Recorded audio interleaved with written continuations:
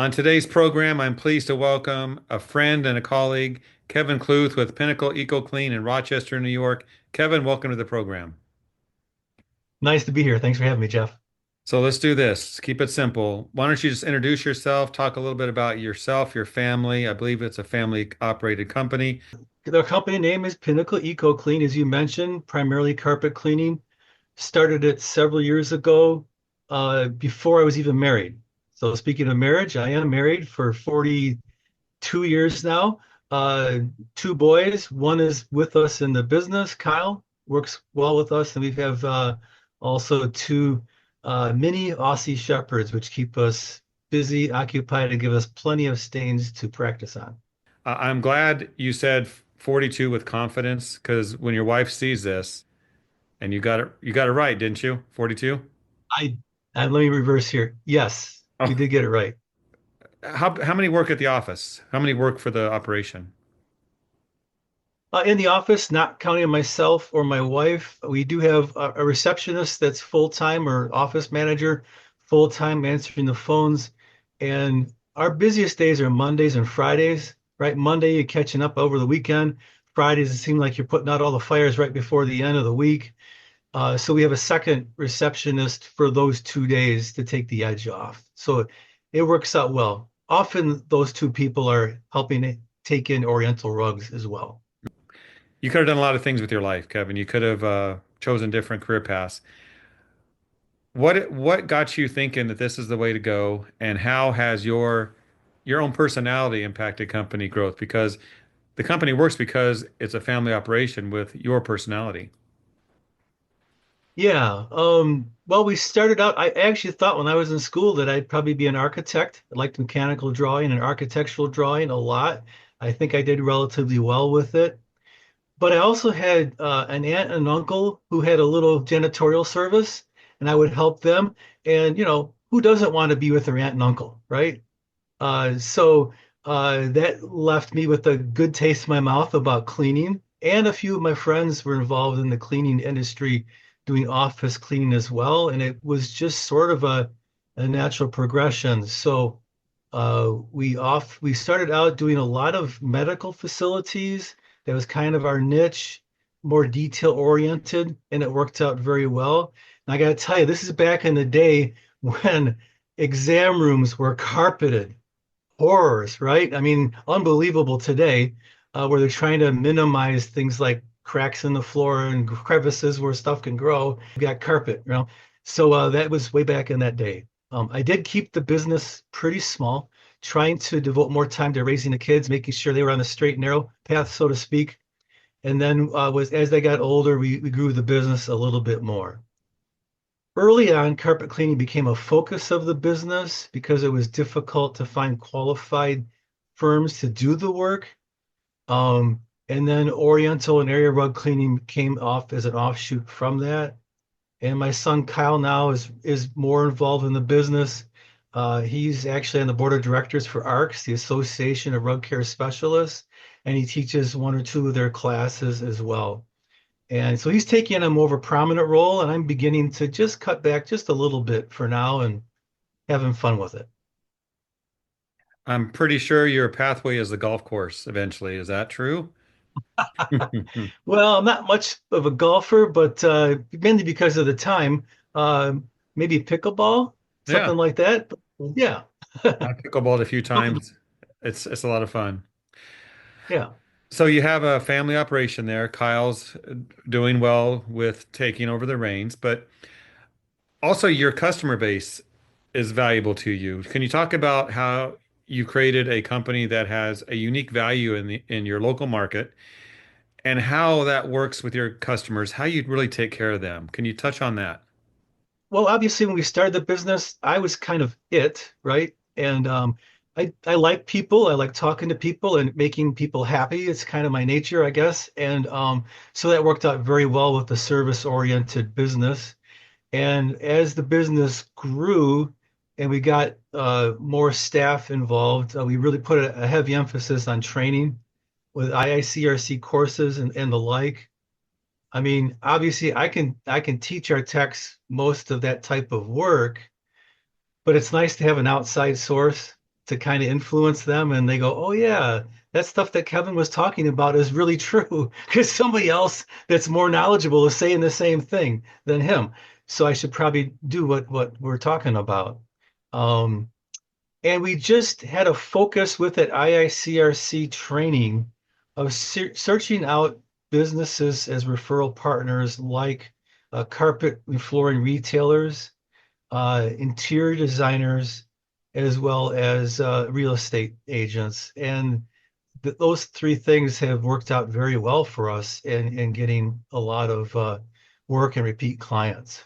Let's talk about challenges you've seen over the years. We'll call them speed bumps because every business has them. It could be minor issues, it could be major. But what have you seen with your company over the years?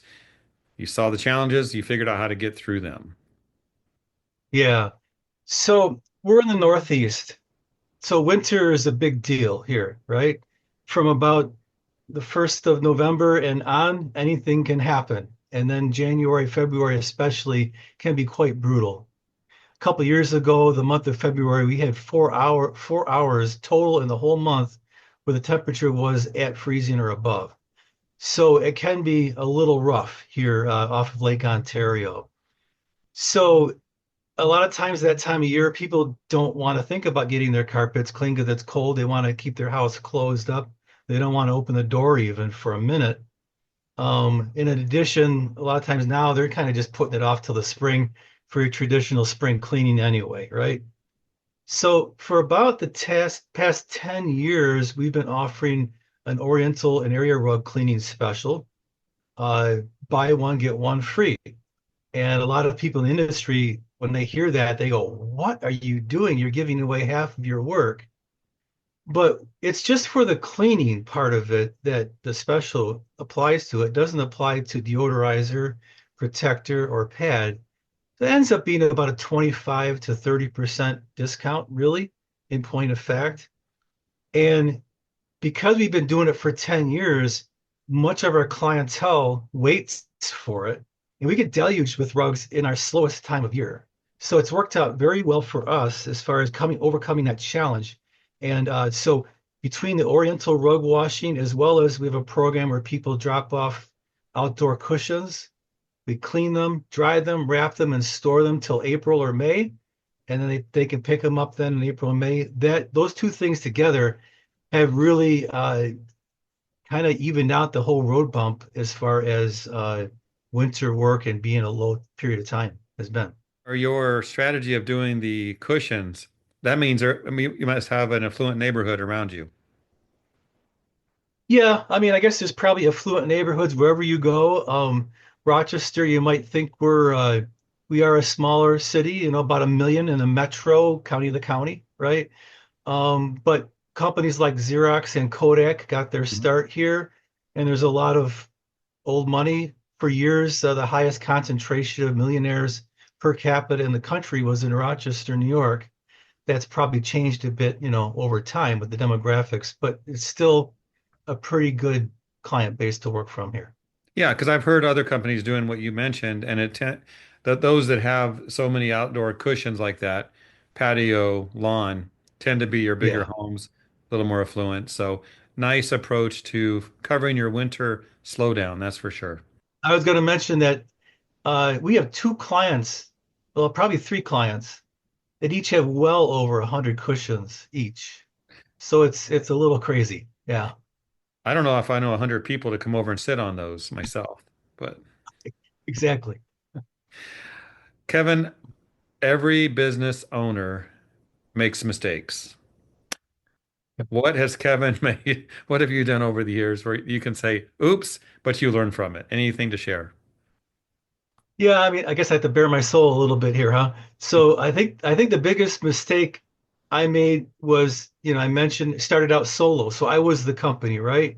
You get used to doing everything yourself, and you start thinking and saying things like, nobody can do it right. I just have to do it myself. And you got to get out of that mindset. And eventually it just gets to be too much anyway as the company grows. if I should have let go of certain things like bookkeeping duties and things like that and used more professional services in the past earlier. And I could have been more focused on things that I would excel at instead. So the net result is over time, I'm much more receptive. My son might argue with me on that, but I am more receptive now to new ideas and different ideas than I was in the past. I mean, we all have different, different perspective, different paradigms, different ways of looking at things. Anyone can learn from anyone else, and we should take what they say to heart before I we like say that. no. Yeah. Just kidding. So, just a couple more questions for you, Kevin. You've built a company, you're in a good spot, family's with you, working it together. What does success look like to you? How would you define that? Well, I guess the low-hanging fruit to that question is profitability, right? So to be profitable, yeah, that's successful, I guess, but that's a given, right? So I just think if you can look back at your business and how you've operated and be happy with where you are now, that's pretty successful, right? And to have your team be happy and engaged as well. Even today, we had somebody, we sent two female techs on a job.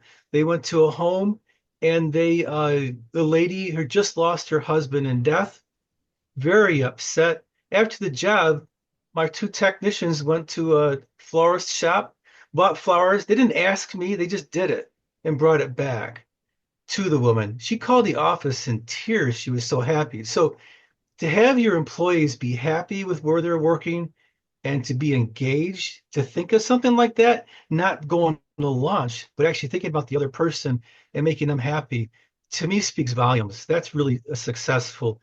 We've had more than one employee. Many tell us that this is like the best place I've ever worked at, and it just makes you happy. So that is kind of fulfilling in that way. So I just say treat your employees the way you'd want to be treated, treat them well, and you're so much more likely to be successful. I have to say, I love that story. Your two female techs taking care of someone above and beyond what they were sent to Yeah. do. Yeah, thank you for sharing that. That does make everyone feel good when you think about your employees doing that kind of thing. Let's close it up, Kevin. Any business, operational, marketing advice you could share with the Clean Facts audience watching this program? I guess I'll answer a little thing on each one of those. Business. I think it's important just to have a positive mindset, right? If you're positive in your nature, you're going to attract people who are the same way to you as well as your business. And it just works out.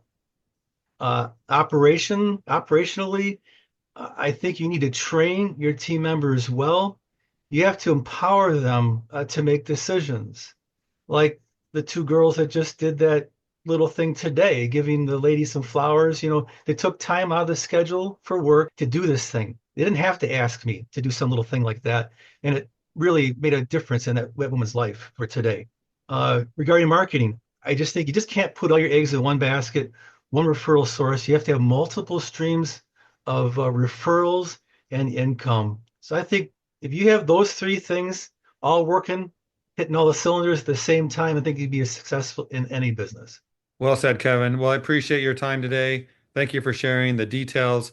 What a beautiful company you've built there, a solid company. Keep up the good work. And when you finally retire, I'll meet you on the pickleball court. There you go. It's a deal.